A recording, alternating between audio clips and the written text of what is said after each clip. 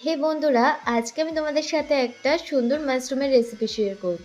তো এখানে প্রথমে কিছুটা মাশরুম ভালো করে ধুয়ে কেটে নিয়েছি, আর সাথে নিয়েছি ব্রোকলি আর একটা গোটা সাইজের ক্যাপসিকামগুলো ভালো করে চপ করে নিয়েছি।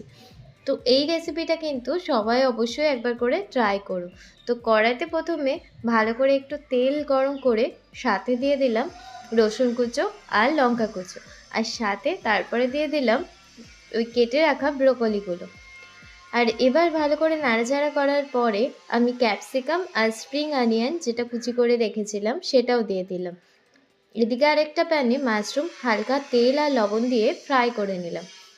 এবার ভালো করে ওই ভেজিটেবলগুলো মাশরুমের সাথে অ্যাড করে দিলাম, আর সাথে কিছুটা গোলমরিচ গুঁড়ো আর একটুখানি টমেটো সস, দেন একটুখানি সয়া সস। ব্যাস, তারপরেই একদম রেডি আমাদের মাশরুম। নামানোর আগে একটুখানি চিনি অ্যাড করতে পারো, আমি একটুখানি চিনি আর সাদা তিল অ্যাড করেছিলাম। বাড়িতে কিন্তু অবশ্যই এই মাশরুম রেসিপিটা ট্রাই করো, আর অবশ্যই কমেন্ট করে জানিও কেমন লাগলো। এই দেখো একদম রেডি টু সার্ভ আমাদের মাশরুম ব্রোকলি রেসিপি। টাটা।